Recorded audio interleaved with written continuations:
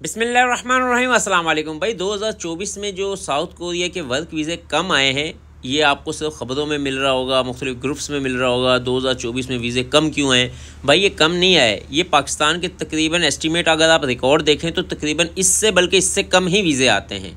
मगर 2025 में ज़्यादा कैसे आ सकते हैं, वो हम कुछ चांसेस हैं जिसको हम चेक कर सकते हैं या उस पर काम कर सकते हैं। तो 2025 में बानिस्बत के 2024 के ज़्यादा आ सकते हैं। उसकी सबसे बड़ी वजह यह है कि पाकिस्तानी पहले कंस्ट्रक्शन में और एग्रीकल्चर में अप्लाई ही नहीं ज़्यादा करते थे, सिर्फ मैन्युफैक्चरिंग में करते थे। तो अब ऐसा हुआ है कि एग्रीकल्चर और कंस्ट्रक्शन में भी जाएंगे, फ़िशिंग में जाएंगे, तो क्या होगा कि मैन्युफैक्चरिंग की डिमांड तो उतनी रहेगी, मगर एग्रीकल्चर में, कंस्ट्रक्शन में और फ़िशिंग में वहाँ पे लड़कों की तादाद बढ़ने की वजह से मज़ीद बढ़ सकते हैं। और दूसरी जो बड़ी रीज़न ये है क्योंकि अमेरिका ने बोला है कि हम चाइना से माल कम से कम लेंगे। जब वो चाइना से कम माल लेगा या टैक्सेस बहुत ज़्यादा करने की वजह से वो जो कारोबारी हजरात हैं अमेरिका के, वो जापान या कोरिया की तरफ जाएंगे। क्योंकि कोरिया एक मैन्युफैक्चर मुल्क है ना, बहुत ज़्यादा मैन्युफैक्चरिंग करता है, गाड़ियों की, जहाज़ों की, फ़लाँ मतलब कि बहुत ज़्यादा मेकअप की एक्सपोर्ट बहुत ज़्यादा करता है। तो अब जो है वो अमेरिका जो है ज़्यादा से ज़्यादा प्रोडक्शन लेने की कोशिश करेगा जापान और कोरिया से। तो उसकी वजह से उनका काम में बूस्ट होगा, तो ज़्यादा लेबर की ज़रूरत पड़ेगी। तो चांसेस हैं कि वो सब पाकिस्तान के नहीं, वो तमाम मुल्कों के लोग जो हैं वो कोरिया में ज़्यादा जाएं।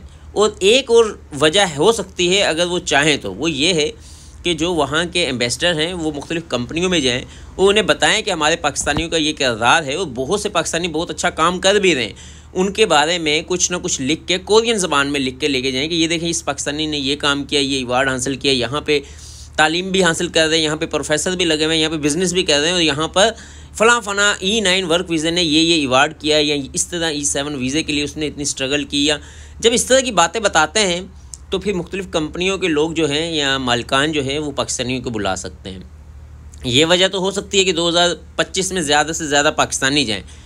मगर अगर आप ये कहें कि 2024 में कम गए हैं, 2023 में भी कम क्यों गए थे, फिर 2019 में कोरोना आ गया था, फिर 2018 में कोरोना आ गया था, फिर 2007-8 में मुल्क के हालात ऐसे हो गए थे, तो ये तो भाई ऐसे ही चलते रहते हैं और तकरीबन इतने ही जाते हैं। 2024 में माशाल्लाह बहुत पाकिस्तानी गए हैं। जो नहीं गए अल्लाह करे कि वो भी चले जाएँ।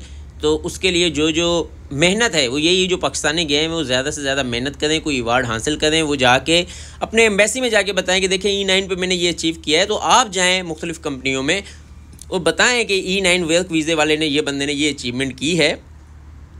तो आप प्लीज़ ऐसा करें कि मुख्तलिफ़ कंपनियों में जाके ये बताएँ। तो जब वो बताएंगे तो हो सकता है कि कंपनी के मालिकान जो है वो पाकिस्तानियों को रिकमेंड करें और पाकिस्तानियों को बुलाएँ और ज़्यादा से ज़्यादा पाकिस्तानी जाएँ। तो उसके लिए यही है कि प्रोसेस जो है वो करना पड़ेगा, काम करना पड़ेगा, मेहनत करनी पड़ेगी। जो गए हैं उनको, वो जो जाने वाले वो दिल छोटा ना करें। फिर भी अगर कुछ रह जाते हैं तो वो अपने यहाँ के सारे काम धंधे ना छोड़ें, काम काज छोड़ के कोरिया के पीछे लग जाएंगे, फिर आखिर में रोना धोना आपका मुकद्दर बन जाएगा। आप यहाँ पे अपना काम, अपना कारोबार या अपनी तालीम जारी रखें। वो आपने एक साइड के तौर पे, साइड बिज़नेस समझ लें, साइड जॉब समझ लें, साइड मेहनत समझ लें। एक्स्ट्रा जो आपकी एनर्जी है वो आप कोरिया के लिए लगाएं, ताकि आप कोरिया चले जाएँ तो बहुत अच्छी बात है। ना जा सके तो एक्सपीरियंस तो होगा, किसी और मुल्क जाने से पहले क्या क्या चीज़ें चाहिए होती हैं, इतना तो एक्सपीरियंस होगा, तो उस पर काम करें। आज तक के लिए इतना ही काफ़ी। अपना और अपने दोस्तों का ख्याल रखिएगा। अल्लाह हाफिज़।